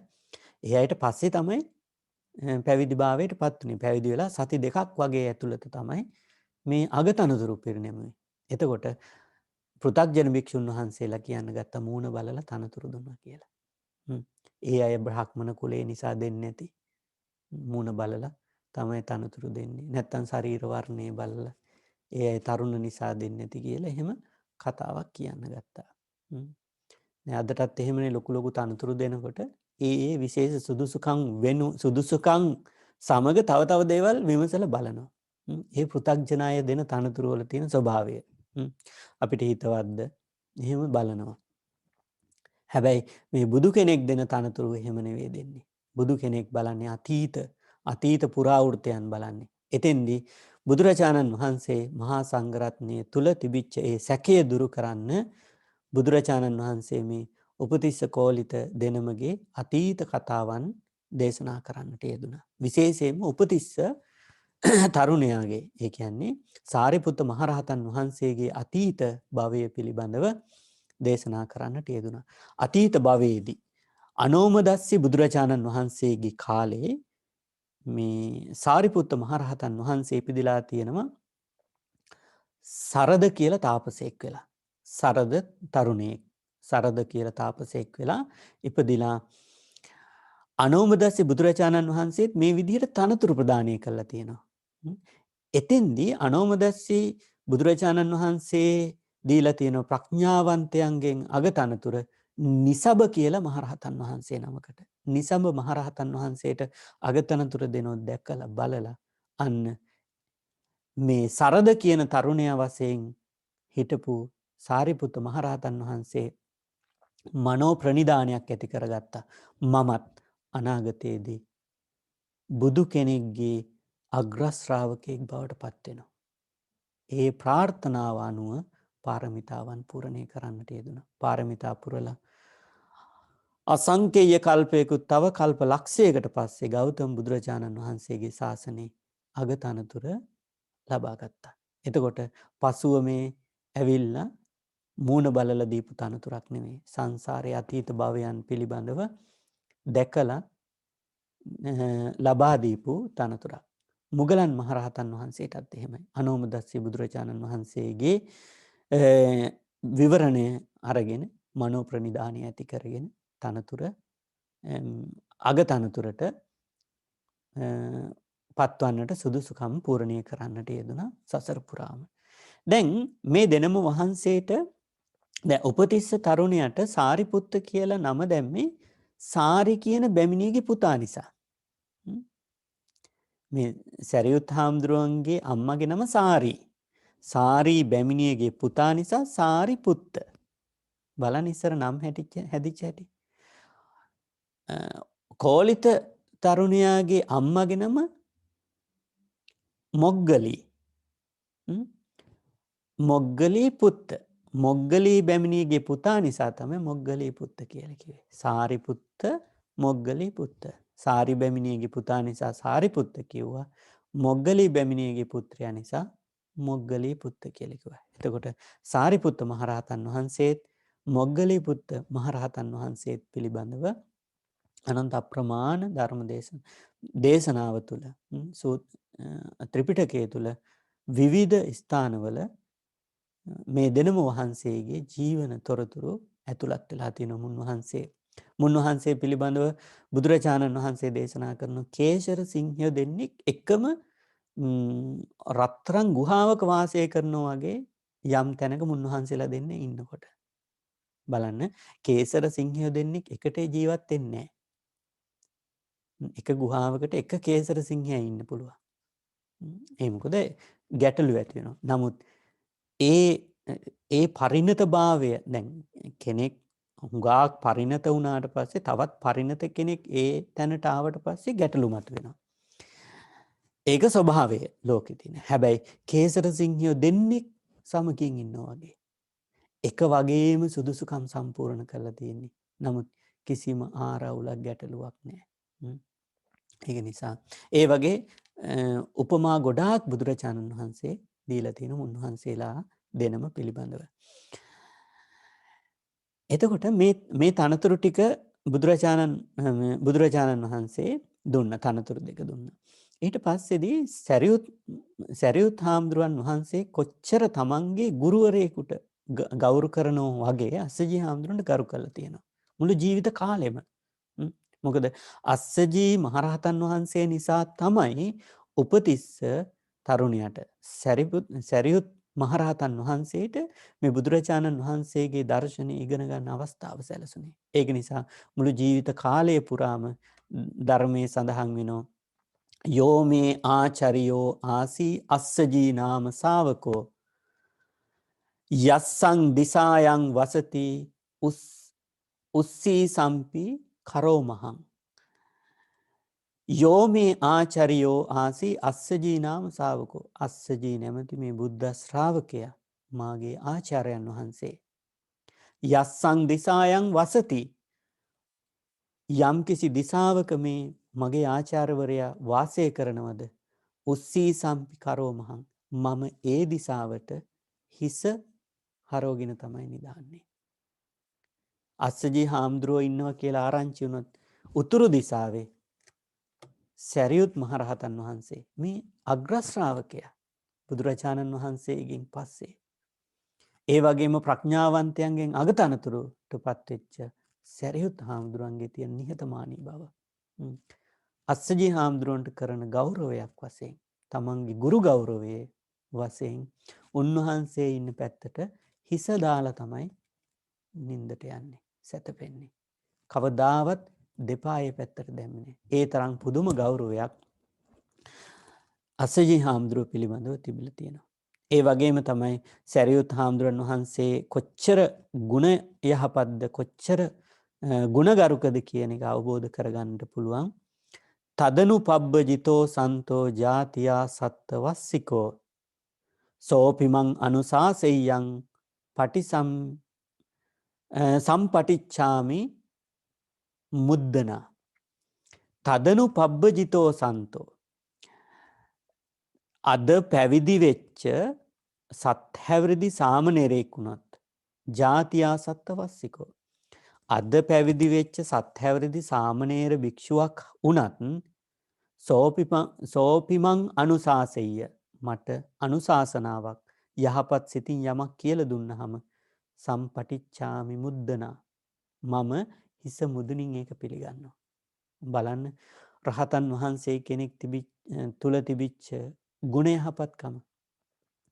කුඩා සාමණේරයන් වහන්සේ කෙනෙක් වුණත් Tamanට යමක් පෙන්නලා දුන්නොත් ඒක හිස මුදුනින් පිළිගන්නවා. ඒක වැරද්දක් නෑ. එහෙම අවස්ථාවක් සැරියුත් හාමුදුරුවන්ට උදා වුණා.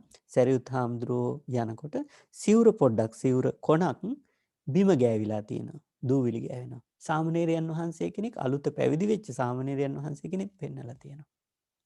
එහෙම පෙන්වුවාම ස්තුති කරලා ඒ සාමණේරයන් වහන්සේට සිවුර ඉහළට ඇඳගෙන තියෙනවා.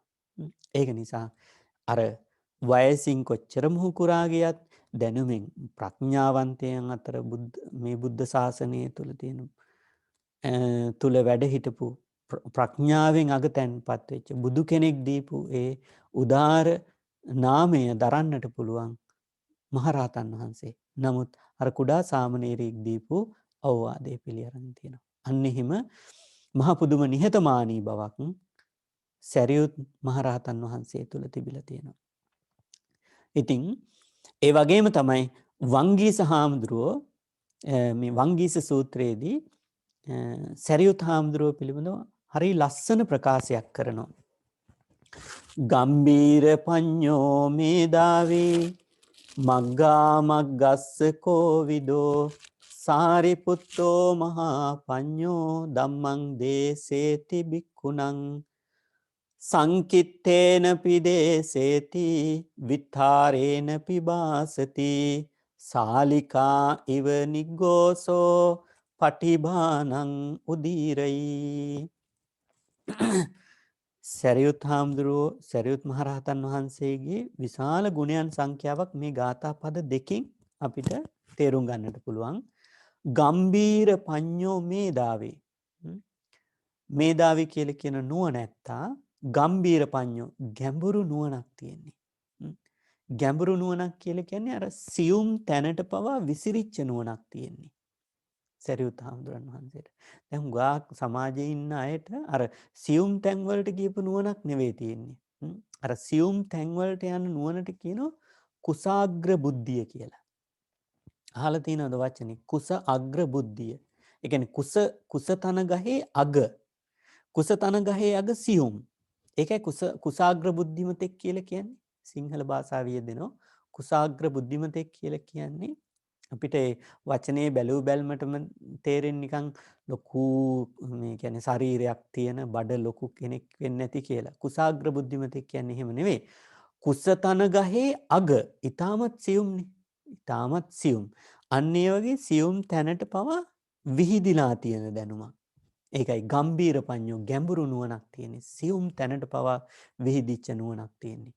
මග්ගා මග්ගස්ස කෝවිදෝ මග නොමග හොයාගන්න තරම් දක්ෂ කෝවිදෝ කියලා කියන්නේ දක්ෂ පුද්ගලයෙක්. සැරියුත් මහරහතන් වහන්සේ කියන්නේ. මේ වංගීස හාමුදුරුවෝ සැරියුත් හාමුදුරුවෝ පිළිබඳව කරන ප්‍රකාශයක්. සාරිපුත්තෝ මහා පඤ්ඤෝ ධම්මං දේසේති බික්ඛුනං මහා ප්‍රඥාවන්ත සාරිපුත්ත මහරහතන් වහන්සේ ධම්මං දේසේති බික්ඛුනං ධර්මය භික්ෂුන් වහන්සේලාට දේශනා කරනවා. සංකිත්තේන පිදේසේති විත්තරේන පිබාසති සමහර වෙලාවට සංකිත්තේන පිදේසේති කෙටියෙනුත් කියනවා. සරියුත් හාමුදුරුවෝ කෙටියෙනුත් ධර්ම දේශනා කරනවා භික්ෂුන් වහන්සේලාට. විත්තරේන පිදේස බාසති විස්තර වශයෙන්ුත් කියලා දෙනවා. සාලිකා ඉව නිග්ගෝසෝ පටිභානං උදීරයි සාලිකා ඉව නිග්ගෝසෝ සාලිකා කියනවා සැලලිහිණියට. දැන් කතා කරන කුරුල්ලන්ගෙන් ලස්සනම කටහඬ තියෙන සැලලිහිණියටලු. සාහිත්‍ය විස්තර කරනවා. කවුලට කියලත් කියනවා. ඉංග්‍රීසියෙන් නම් කුකූ බර්ඩ් කියලා කියන්නේ. සැලලිහිණියට තමයි ආසියාතික රටවල සැලලිහිණියට තමයි ලස්සන කටහඬක් තියෙන්නේ ගිරවටත් වඩා. ගිරවැක් කටහඬ ගොර හැඩි සැලලිහිණියයි කටහඬ. සාලිකා ඉව නිග්ගෝසෝ සාලිකා කියන සැලලිහිණියට. අන්න සැලලිහිණියෙක් කතා කරනවා වගේ. ඒ වගේ හරි මිහිරි කටහඬක් තියෙන්නේ. සාලිකා ඉව නිග්ගෝසෝ පටිභානං උදීරයි පටිභාන ශක්තිය කියලා කියන්නේ ගන්න උදාහරණ කරුණු. පටිභාන ශක්තිය. උදීරයි කියලා කියන්නේ මේ පටිභාන ශක්තිය නිකන් හරියට රළ දැන් මුහුදු රළ එකක් ඉවර වෙනකොට එකක් එන්නේ. අන්න ඒ වගේ කවදාවත් ඒ කරුණු පෙළ ගැස්ම පිළිවෙලකට පෙළ ගැස්සලා තියෙන කරුණු. කවුද? සැරියුත් මහරහතන් වහන්සේ. භික්ෂුන් වහන්සේලාට කෙටියෙනුත් ධර්මයේ දේශනා කරනවා, විස්තර වශයෙන්ුත් දේශනා කරනවා. සැලලිහිණිගේ කටහඬ වගේ මිහිරි ඒ වගේම තමයි පටිභානං උදීරේ මුහුදු රැළ බිඳෙමින් එන වගේ පිළිවෙලට ලොකු රලක් ඇවිල්ලා චුට්ට ඇවිල්ලා මුහුදු කියන්නේ වෙරළට එනකොට වෙරළ දක්වා එනකොට කිසිම හානියක් නැහැ හිමීට ගලාගෙන එනවා. ඒ වගේ පටිභාණං උදීරයි කියලා වංගීස හාමුදුරුවෝ සැරියුත් මහරහතන් වහන්සේ පිළිබඳව ප්‍රකාශ කරනවා. ඒ වගේම ආනන්ද හාමුදුරුවොත් ප්‍රකාශයක් කරනවා. අපිච බන්තේ ආයස්මා සාරිපුත්තෝ ඕවාදකෝ අහෝසි විඤ්ඤාපකෝ සන්දස්සකෝ සමාදපකෝ සමුත්තේජකෝ සම්පහන්සකෝ අකිලා සුදම්මං දේශනාය අනුග්ගහකෝ සබ්‍රක්‍මචාරීන. හරි ලස්සන වචන ටිකක් තියෙනවා.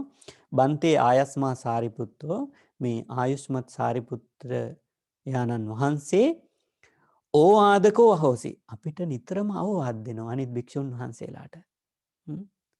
මේ ධර්ම භාණ්ඩාගාරික වෙච්ච ආනන්ද හාමුදුරුවෝ තමයි සැරියුත් හාමුදුරුවෝ ගැන කියන්නේ. සැරියුත් දැන් මේක හුඟ දෙනෙක් පටලව ගන්නවා. ආනන්ද හාමුදුරුවෝ කියන්නේ ධර්ම භාණ්ඩාගාරික.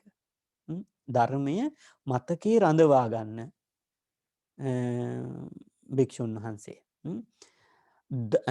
ප්‍රඥාවන්ත භික්ෂුන් වහන්සේලා අතර මහරහතන් වහන්සේලා අතර ප්‍රඥාවන්තම කෙනා තමයි සාරිපුත්ත මහරහතන් වහන්සේ. එතකොට මේ ධර්ම භාණ්ඩාගාරික වෙච්ච ආනන්ද හාමුදුරුවෝ සාරිපුත්ත හාමුදුරුවෝ ගැන කියන්නේ ඕවාදකෝ අහෝසි අපිට අවවාද දෙනවා භික්ෂුන් වහන්සේලාට. විඤ්ඤාපකෝ කියලා කියන්නේ මේ හරි ලස්සන වචන ටිකක්. ඕවාදකෝ විඤ්ඤාපකෝ. විඤ්ඤාපකෝ කියලා කියන්නේ කරුණු මැනවින් කියලා දෙනවා. එහෙම් මෙහෙන් නෙවෙයි කරුණු එකින් එක පිළිවෙලකට කියලා දෙනවා. විඤ්ඤාපකෝ.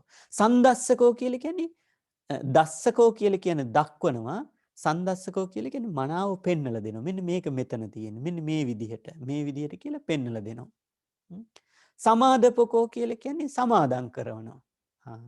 එහෙනම් මේක වැරදි මේක කරන්න එපා.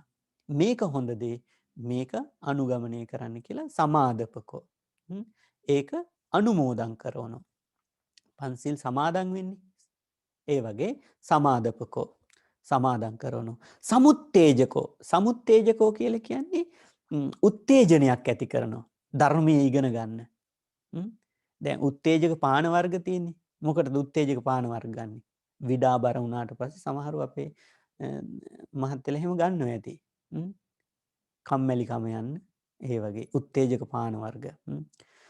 දුර ගමනක් යනකොට එහෙම එකක් තියාගන්නවා. මෙතන තියෙන සමුත්තේජකෝ මොනවයින්ද උත්තේජනය කරන්නේ? ශ්‍රාවකයෝ ධර්මයෙන් උත්තේජක පාන වර්ග නෙවෙයි ධර්මයෙන් උත්තේජනය කරන්නේ. ඉගෙන ගන්න ධර්මයේ ශ්‍රවණය කරන්න පහසු වෙන විදිහට කියලා දෙනවා. ඒ කියන්නේ කාලයේ පැය ගාණක් ගිහිල්ලා නමුත් වෙහෙසක් දැනෙන්නේ. මොකද සමුත්තේජකෝ උත්තේජනයක් ඇති කරමින් තමයි ධර්මයට කැමැත්තක් ඇති කරමින් තමයි සාරිපුත්ත මහරහතන් වහන්සේ ධර්මයේ දේශනා කරන්නේ. සම්පහන්සකෝ කියලා කියන්නේ සතුටු කරනවා. සතුටු කරමින් තමයි ධර්මයේ දේශනා කරන්නේ. අකිලාසු ධම්මං දේශනාය ධර්මයේ දේශනා කරන්න පසුබට වෙන්නේ. දැන් අනිත් හාමුදුරුවෝ ඇවිල්ලා සාරිපුත්ත මහරහතන් වහන්සේ දැකපු ගමන්ම ධර්මයේ කාරණා විමසනවා. කවදාවත් කියන්නේ මට දැන් බෑ මම බිසි එහෙම කියලා කියන්නේ. හැබැයි ධර්මීය දේශනා කරන්න පසුබට වෙන්නේ. කවදාවත් ඒ අනිත් භික්ෂුන් වහන්සේලාගේ ඉල්ලීම පැහැර හරින්නේ. අනුග්ගාහකෝ සබ්‍රක්‍මචාරීන් වහන්සේලාට එකට වැඩ ඉන්න භික්ෂුන් වහන්සේලාට මහා ලාභයක්. කවුද? සැරියුත් මහරහතන් වහන්සේ ඉන්න එක. බලන්න ලස්සන වචන ටිකක්. ඕවාදකෝ අවවාද දෙනවා. විඤ්ඤාපකෝ කරුණු මැනවින් දක්වනවා. සන්දස්සකෝ මනාව දක්වනවා. පෙන්නලා දෙනවා. සමාදපකෝ මනාව සමාදම් කරනවා. සමුත්තේජකෝ උත්තේජනයක් ඇති කරවමින් කාරණා කියලා දෙනවා.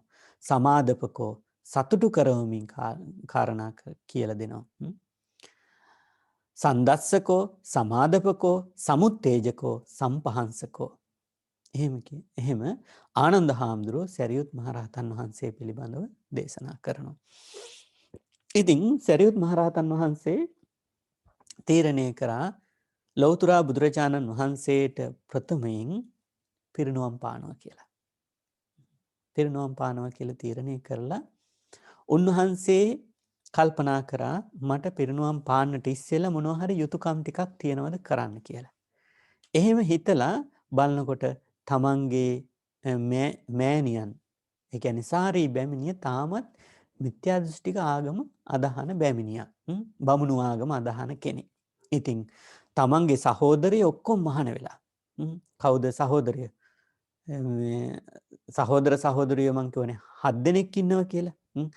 දැන් උපසේන, චුන්ද, රේවත ඒ අයත් මහාන වෙලා.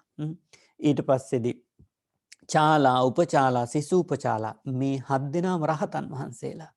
රහත් වෙලා. හැබැයි අම්මා විතරක් මිත්‍යා දෘෂ්ටිය වැළඳගෙන ඉන්නේ තාම. ඒක නිසා නැවතත් ගියා නාලක ගමට පිරිනුවම් පාන්න. නාලක ගමට ගිහිල්ලා තමන්ගේ අම්මව නිවැරදි මාර්ගයට පමුණවලා ධර්මයේ දේශනා කරලා මිත්‍යා දෘෂ්ටියෙන් අත මුදලා පිරිනුවම් පාන්නට යෙදුණා. ඉතින් ඊට පස්සේ සරියුත් මහරහතන් වහන්සේගේ ධාතුන් බුදුරජාණන් වහන්සේ ගුණයන් ප්‍රකාශ කරපු අවස්ථාවන් තියෙනවා දීර්ඝ වශයෙන් අපි විස්තර කරන්න බලාපොරොත්තු වෙන්නේ. ඉතින් මොගලන් මහරහතන් වහන්සේ පිළිබඳවත් කියන්නට ඕනේ. යම් කාරණා ටිකක් වෙලාවත් කාලෙ ගෙවිලා තියෙන්නේ. නමුත් මොගලන් මහරහතන් වහන්සේ කියලා කියන්නේ 이르දිමතුන් අතර අගතැන්පත් මහරහතන් වහන්සේ. දැන් අපේ පින්වතුන් දැකලා ඇති සමහර විහාර මාලිගාවලත් මොගලන් මහරහතන් වහන්සේගේ රූපය අඹනකොට නිල් පාටින් තමයි පාට කරන්නේ. නීලුප්පල චවි. නීලුප්පල චවි කියලා කියන්නේ හරි ලස්සන ශරීර වර්ණයක් තිබිච්ච රහතන් වහන්සේ කෙනෙක්. නිල් මහනෙල් මලක පාට තිබිලා තියෙන්නේ. නිල් මහනෙල් මලක පාට තද නිල් පාට නෙවෙයි. දැන් ලංකාවේ තියෙන ජාතික පුෂ්පයත් නිල් මානෙල් නේද? ජාතික පුෂ්පයත් නිල් මානෙල්. අන්න ඒ වගේ නිල් මානෙල් මලක වර්ණීය තිබිලා තියෙනවා කාටද? මොගලන් මහරහතන් වහන්සේට. එතකොට මොගලන් මහරහතන් වහන්සේ තමන් 이르දි ප්‍රාතිහාරයෙන් හුඟා දේවල් සිදු කළා තියෙනවා. එක දෙයක් තමයි නොමග ගිය දේවදත්ත භික්ෂුන් දේවදත්ත පක්ෂයට දේවදත්ත හාමුදුරුවන්ගේ මතය දරපු විශාල භික්ෂූන් පිරිසක් සුමගට ගත්තා. මොකද දේවදත්ත හාමුදුරුවන්ට භික්ෂුන් වහන්සේලා රැවටුනේ 이르දි ප්‍රාතිහාරය පාන නිසා. ඒ 이르දි ප්‍රාතිහාරයන්ට තමයි රැවටුනේ භික්ෂුන් වහන්සේලා. ඒ විශාල පිරිස නැවත නිවැරදි මාර්ගයට හරවගත්තා මුගලන් මහරහතන් වහන්සේ. ඒ වගේම තමයි අපේ පින්වතුන් අහලා ඇති මච්චරිය කෝසී කියලා සිටුවරයෙක් හිටියා. අර උඩුගුවන්නට ගිහිල්ලා උඩුමහලට ගිහිල්ලා කැවුම් හදන් කෑවේ කෙනෙකුට දෙන්න වෙනවා කියලා මච්චරිය කෝසිය. අන්නේ සිටුතුමාගේ ලෝභකම මසුරුකම දුරු කළා. එයා මහා දානපතියෙක් බවට පත් කරා. ධනපතියෙක් වෙලා හිටියේ. ධනපතියෙක් කියලා කියන්නේ ධනෙ වැඩිපුර තියෙන කෙනා. හැම ධනපතියෙක්ම දානපතියෙක් නෙවෙයි. දුප්පත් අය දානපතිය වෙන්න පුළුවන්. දුප්පත් අය දන් දෙනවා නම් එයාට කියන දානපතිය කියලා. දැන් මේ ධනපතියත් කවුද? මච්චරිය කෝසිය කියන ධනපතියා දානපතියෙක් බවට පත් කරා. 이르දි ප්‍රාතිහාරය භාවිතා කළා. ඒ වගේම තව ওই මජ්ක්‍ධිම නිකායේ තියෙනවා මාර තජ්ජනීය කියලා සූත්‍රයක්. මාර තජ්ජනීය කියන සූත්‍රයේදී මාරයට අභියෝග කරනවා. මොග්ගල්ලාන මහරහතන් වහන්සේ, මුගලන් මහරහතන් වහන්සේ. මාරයා මුගලන් මහරහතන් වහන්සේ බඩ ඇතුළට රිංගනවා. රිංගල පීඩාවට පත් කරනවා. ඊට පස්සේ මුගලන් මහරහතන් වහන්සේ අභියෝග කරනවා මාරය උඹට බෑ මාව මේ විදිහට පීඩාවට පත් කරන්න. එහෙම අභියෝග කරන්න පුළුවන්කම තියෙන්නේ පෙර ආත්මයකදී මුගලන් මහරහතන් වහන්සේත් මාර තනතුරේ ඉඳලා තියෙනවා. වසවර්ති මාරයා වෙලා ඉඳලා තියෙනවා. ඒක නිසා ඒ ප්‍රකාශය මේ මාර තජ්ජනීය සූත්‍රයේ කියනවා මමත් මාරෙක් වෙලා ඉඳලා තියෙනවා. ඒක නිසා වහාම මගේ කුසෙන් එළියට වරෙන් කියලා. මාරයාට තර්ජනය කළා තියෙනවා.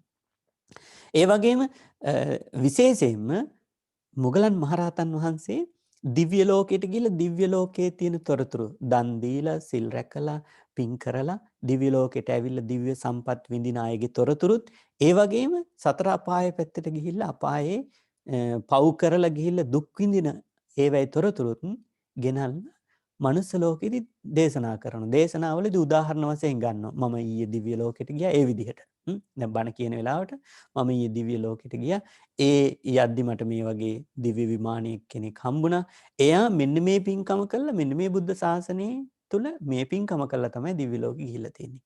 අන්න මම ඊට කලින් දවසේ ගියා අපායේදී මට මෙන්න මෙහෙම රජකම් කරපු කෙනෙක් හම්බුණා. එයා මෙන්න මේ පාප කර්මය කළා තමයි අපායට ඇවිල්ලා තියෙන්නේ. කියලා එහෙම අර ඒ විස්තර දේශනා කරනවා. එහෙම විස්තර දේශනා කරනකොට හුඟක් සදැහැති දායකයෝ දන් දෙන්න, පින් කරන්න ලොකු උද්‍යෝගයක් ඇති වෙලා. අන්‍ය තීර්ථකයන්ට දන් දෙන එක නතර කරනවා. ඒක නිසා නිතරම මුගලන් මහරහතන් වහන්සේ එක්ක අන්‍ය තීර්ථකයෝ තරහින් තමයි හිටියේ. ඒක නිසා හැම අවස්ථාවකදීම අන්‍ය තීර්ථකයෝ කරේ මුගලන් මහරහතන් වහන්සේගේ ජීවිතය තොර කරන්න හොරු කණ්ඩායම් වලට සල්ලි දීලා. ඒ කාලෙත් ඉඳලා තියෙනවා පාතාල කණ්ඩායම්. ඒ පාතාල කණ්ඩායම් වලට සල්ලි දීලා තියෙනවා. බුදුරජාණන් වහන්සේ කෙසේ වුණත් මුගලන් මහරහතන් වහන්සේ මේ පරලොව යවන්න ඕනේ කියලා ඕඩර් එකක් දීලා තියෙනවා. එහෙම දීපු අවස්ථා දෙකකදීම මුගලන් මහරහතන් වහන්සේ බේරුණා. 이르දියෙන් ඒ භාවනා කරමින් හිටපු කුටිය වැටලුවට පස්සේ අවි ආයුධ අරගෙන වැටලුවට පස්සේ 이르දියෙන් බේරුණා, ජීවිතෙන් බේරුණා. හැබැයි තමන් දැනගත්තා මේ විදිහේ අභියෝගයක් තමන්ට එන්නේ පෙර ආත්ම භාවයේ කරපු අකුසල ක්‍රියාවක් නිසා. ඒ නිසා මේ හොරු කණ්ඩායමත් ඒ තවත් අකුසල කර්මයක් කරගන්න ඇවිල්ලා තියෙන. ඉතින් ඒක නිසා මගේ ජීවිතයේ මේ හොරු කණ්ඩායමෙන්ම තමයි විනාශ භාවයටපත් වෙන්නේ කියලා 이르දි ප්‍රාතිහාර්ය පාන්න ගියේ නැහැ. ඒක නිසා ඒ විදිහට තමයි මුගලන් මහරහතන් වහන්සේ පිරිනුවම් පාන්නට යෙදුනේ. ඒ විදිහට බණ පොතේ සඳහන් වෙනවා. එතකොට මේ දෙනම වහන්සේ පිළිබඳව විශේෂත්වයක් තියෙනවා. මොකද මුන්වහන්සේලා ධර්ම අවබෝධය ලබන්නට අභිඥා තත්වයට පත් වෙන්නට වෙහෙසටපත් උන්නේ. මේ ශාසනය තුල තියෙන ක්‍රම 4කින් ප්‍රතිපදාව සම්පූර්ණ කරන්නට පුළුවන්. ඒ ක්‍රම 4 තමයි දුක්ඛා පටිපදා කිප්පාභිඥා, දුක්ඛා පටිපදා දන්දාභිඥා, සුඛා පටිපදා දන්දාභිඥා, සුඛා පටිපදා කිප්පාභිඥා. දුක්ඛා පටිපදා කිප්පාභිඥා කියලා කියන්නේ දුක්ඛා පටිපදා ප්‍රතිපදාව දුකයි. අනුගමනය කරන මාර්ගය දුකයි, දුක් සහගතයි. හැබැයි කිප්පාභිඥා වහා ධර්මය අවබෝධ කරගන්නවා. දුකසේ ඉක්මනින් අවබෝධ කරගන්නවා. තව පිරිසක් ඉන්නවා දුක්ඛා පටිපදා දන්දාභිඥා. දුක්ඛා පටිපදා කියලා කියන්නේ දුක් ප්‍රතිපදා මාර්ගයේ දුකයි. පුහුණු කිරීම හුඟක් දුකසේ පුහුණු කරන්නේ. ධ්‍රුතාංග සමාදන් වෙලා බොහෝම දුකසේ පුහුණු කරන්නේ. දන්දාභිඥා අවබෝධ කර ගැනීමට ටික කාලයක් යනවා. හුඟක් කාලයක් යනවා. දැන් ওই චක්කුපාල මහරහතන් වහන්සේ කතාව. චක්කුපාල මහරහතන් වහන්සේ සෑහෙන වෙහෙසටපත් වුණා. දුක්ඛා පටිපදා නිදි නොලබා බණ භාවනා කරා. හැබැයි දන්දා අභිඥා ඇස් දෙක ඒ කියන්නේ අන්ධ වෙනකම්ම නිදි මෙරුවා. ඒ పూర్ව කර්මයක් තමයි ඇස් දෙක අන්ධ වෙනකම්ම නිදි මෙරුවා. ඒ වගේ දීර්ඝ කාලයක් වෙහෙසෙන්නට උනා නිවන් අවබෝධ කරගන්නට. ඊළඟ පිරිස තමයි සුඛා පටිපදා දන්දාභිඥා. සුඛා පටිපදා කියන ප්‍රතිපදාව එච්චර අමාරු නෑ. දන්දාභිඥා අවබෝධ කරගන්න ටික කාලයක් යනවා. සැපසේ ප්‍රතිපදාවේ ඉන්නවා. ධ්‍රුතාංග පුරන්නේ ඒවට යන්නේ සැපසේ ඉන්නවා. ටික කාලයක් වැඩි කාලයක් යනවා අවබෝධ කරගන්න. අවසාන කණ්ඩායම තමයි සුඛා පටිපදා කිප්පාභිඥා. අන්න සරියුත් මුගල දෙනම වහන්සේ, සාරිපුත්ත මහරහතන් වහන්සේ, මොග්ගල්ලාන මහරහතන් වහන්සේ. සුඛා පටිපදා ප්‍රතිපදාවත් හරිම පහසුයි. කිප්පාභිඥා ඊතා ඉක්මනින් ධර්මය අවබෝධ කරගත්තා. දහම් පද ගාථා දෙකක් අහනකොට, දහම් ගාථාවෙන් පද දෙකක් අහනකොට උපතිස්ස තරුණයා ධර්මය අවබෝධ කරගත්තා. ආර්ය මාර්ගයට ප්‍රවිෂ්ඨ වුණා. ඒ වගේම උපතිස්ස තරුණයා මේ ගාථා පද 4ම අහනකොට මාර්ගයට ප්‍රවිෂ්ඨ වුණා. සෝවාන් තත්වයට පත් වුණා. ඒ අයට කියනවා සුඛා පටිපදා කිප්පාභිඥා. ප්‍රතිපදාවත් හරිම සැහැල්ලුයි. කිප්පාභිඥා ඉක්මනින් ධර්මය අවබෝධ කරගත්තා. එහෙම කල්පනා කරලා බලනකොට ඉතින් සැරියුත් මුගල දෙනම වහන්සේ පිළිබඳව අපිට සෑහෙන කරුණු කාරණා කියන්නට පුළුවන්. ගාක් කාරණා ඉතාමත් කෙටියෙන් අපේ පින්වතුන්ට කාල වේලා යන නිසා අපි දේශනා කරන්නට යෙදුණා. එතකොට අද දවසේදී ධම්මපදයේ යමක වග්ගයේ තියෙන 11 වෙනි ගාථාවත් 12 වෙනි ගාථාවත් තමයි මාතෘකාව වශයෙන් අපි තෝරගන්නට යෙදුනේ. අසාරේ සාරමතිනෝ සාරේචා සාරදස්සිනෝ තේසාරං නාදි ගච්ඡanti මිච්ඡා සංකප්ප ගෝචරා. අසාරදේ සාර විදිහට ගන්න අය ඉන්නවා. සාරදේ අසාරදේ විදිහට ගන්න අය ඉන්නවා. මේ සාරදය සාර විදිහට දකින්නේ නැති නිසා ඒ අය මිත්‍යාවෙම ඇලිලා ගැලිලා වාසය කරනවා. හැබැයි තව පිරිසක් ඉන්නවා සාරංච සාරතෝ ඤත්වා අසාරංච අසාරතෝ. සාරදේ සාර හැටියටත් නිසරුදේ නිසරුදේ හැටියටත් අරගෙන සම්මා සංකප්ප ගෝචරා මනා සංකල්පනාවන් වලින් ජීවත් වෙනවා. එවැනි දෙදෙනා වහන්සේ කෙනෙක් තමයි සාරිපුත්ත මොග්ගල්ලාන කියන්නේ. සරියුත් මහරහතන් වහන්සේත් මුගලන් මහරහතන් වහන්සේත්. ඉතින් අපි උන්වහන්සේලාගේ ජීවන චරිත අධ්‍යයනය කරමින් අපේ ජීවිතවලටත් ඒ තියෙන යහපත් කරුණු කාරණා වර්ධනය කරගන්නට සමීප කරගන්නට ඕනේ. නිවන් ලබා ගැනීමේ මාර්ගයේදී නොයෙකුත් බාධක කම්කටොළු පැමිණෙන්නට පුළුවන්. ඒක නිසා කැපකිරීම තුලින් විශාල කැපකිරීම තුලින් තමයි ඒ උසස් තත්ත්වයන්ට ආර්යයන් වහන්සේලා පත් වෙලා තියෙන්නේ. ඒ නිසා මේ පින්වතුන්ගේ ධර්ම මාර්ගයේදී අද දවසේදී ශ්‍රවණය කරන්නට යෙදුණු මේ දහම් කාරණා ටිකත් මේ ඇත්තන්ට උපනිශ්‍රේ වේවා හේතු වාසනා වේවා කියන අදහසින් යුක්තව අපි ධර්ම දේශනාව නිමාවට පත් කරනවා. දැන් හැමදෙනාම දෙවියන්ට පින් අනුමෝදන් කරමු. ධර්ම දේශනාවක් ශ්‍රවණය කිරීමෙන් ඒ වගේම බුද්ධ පූජාව පැවැත්වීමෙන් පන්සිල් සමාදන් වෙලා සිල්වත් පිරිසක් බවට පත් වුණා.